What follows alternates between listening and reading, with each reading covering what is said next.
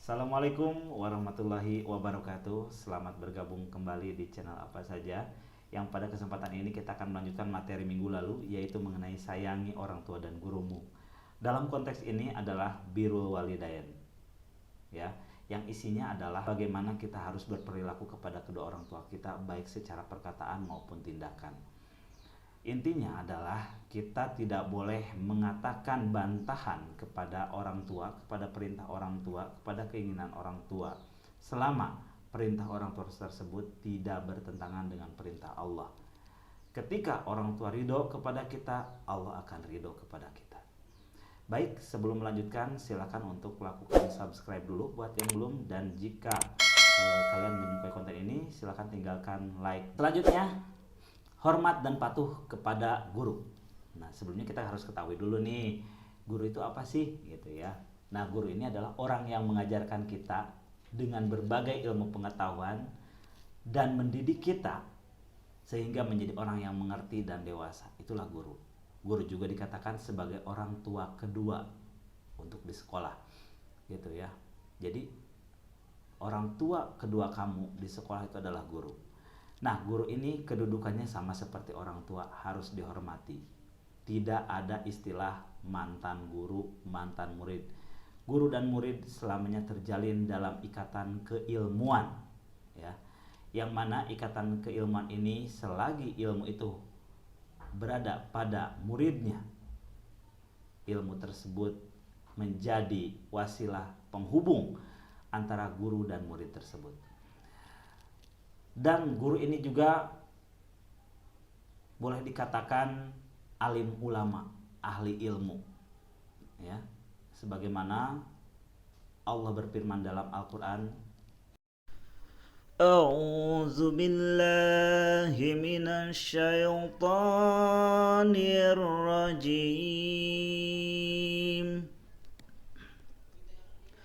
Bismillahirrahmanirrahim. Wa minan nasi wad-dawabi wal an'ami mukhtalifun alwanuhu kadzalik innama yakhsyallaha min ibadihil ulama. Innallaha azizun ghafur. Shadaqallahul azim. Lantas bagaimana kita melakukan ataupun berbakti kepada kedua orang tua? Yang pertama, kita laksanakan nasihat dan perintah orang tua selama perintah mereka tidak bertentangan dengan aturan Allah dan juga tidak merupakan sebuah maksiat seperti itu. Yang kedua, merawat mereka ketika mereka sudah renta, sudah pikun dengan penuh keikhlasan. Jangan sampai ada kataan satu orang tua mampu merawat 10 anaknya, tapi 10 anaknya tidak mampu merawat orang tuanya. Jangan sampai hal tersebut itu terjadi. Gitu. Nauzubillah min dzalik. Orang tua banting tulang, mereka tanpa lelah mengurus kita, tidak pernah mengeluh. Kita pun harus demikian ketika mereka sudah renta, sudah pikun, sudah sering sakit seperti itu. Berikutnya, merendahkan diri, kasih sayang, berkata halus dan sopan, serta mendoakan keduanya. Jadi ini dikaitkan sama ayat Al-Quran pada minggu lalu yang telah kita pelajari, bahwa kita tidak boleh meninggikan suara kepada orang tua dan kita harus mengatakan kepada mereka perkataan yang baik. Malah membantah mereka pun ketika mereka membutuhkan kita dengan perkataan saja, itu sangat tidak diperbolehkan. Seperti itu. Selanjutnya, rela berkorban demi orang tua. Orang tua banting tulang, orang tua melakukan berbagai hal supaya anaknya bahagia. Kita pun harus melakukan hal yang demikian demi kebahagiaan orang tua. Nah itu, yang selanjutnya, meminta kerelaan kepada orang tua ketika akan melakukan sesuatu. Nah, ketika kita punya maksud, kita punya tujuan, kita punya cita-cita, utarakan kepada orang tua kita, kita minta keridhaan mereka, kita minta kerelaan mereka, kita minta doa mereka, supaya apa yang kita cita-citakan, supaya apa yang menjadi tujuan kita bisa kita capai. Insya Allah, Allah lancarkan, Allah mudahkan. Berikutnya, berbuat baik kepada kedua orang tua, walaupun ia berbuat aniaya. Maksudnya bagaimana, meskipun misalkan orang tua mendidik kita dengan cara yang tegas ya, terkadang karena kebandelan kita orang tua memukul kita, tapi kita jangan sekali-kali melawannya. Karena yakinlah, orang tua manapun tidak akan tega membunuh anaknya kalau bukan orang tuanya yang gila gitu ya, yang benar-benar gila. Tidak mungkin orang tua akan membunuh anaknya. Tapi sekedar didikan yang tegas itu mungkin saja bisa terjadi seperti itu ya. Nah, itu mengenai bagaimana cara kita berbakti kepada kedua orang tua. Lantas, Pak, bagaimana orang tua saya sudah tiada, orang tua saya sudah meninggal? Yang kita lakukan adalah ketika orang tua meninggal, merawat jenazahnya dengan cara memandikan, mengkafani, menyalatkan, dan menguburkan. Yang membawa jenazah orang tua ketika menuju makbarah ataupun pekuburan, hendaknya anaknya. Karena itu adalah waktu terakhir buat kita mengantarkan mereka, memberikan mereka sebuah penghormatan terakhir.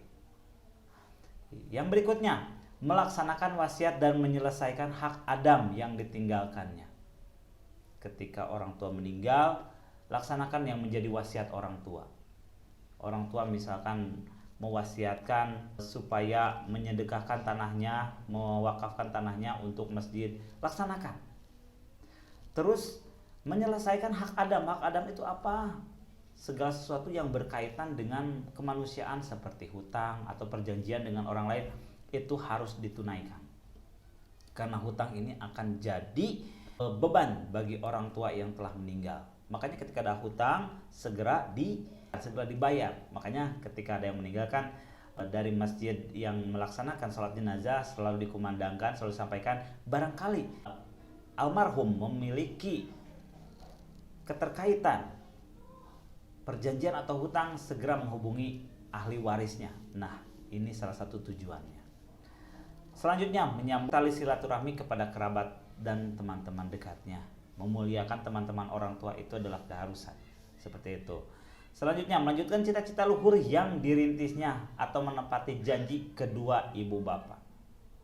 Nah, ini mungkin kaitannya sama tadi yang kedua gitu ya. Ketika orang tua punya cita-cita, laksanakan, sampaikan, raih gitu yang menjadi cita-cita orang tua.